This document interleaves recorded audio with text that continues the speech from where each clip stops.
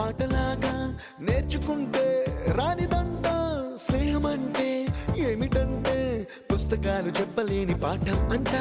కోరుకుంటే చేరదంట వద్దు అంటే వెళ్ళదంట నేస్తమంటే ఏమిటంటే కన్నవాళ్ళు ఇవ్వలేని ఆస్తేనంట ఇస్తూ నీకై ప్రాణం పంచిస్తూ తన అభిమానం నీలో ప్రతి ఒంటరి తరుణం చెరిపేస్తూ ఎన్నో వేల కథలు అరే ఇంకో కథ మొదలు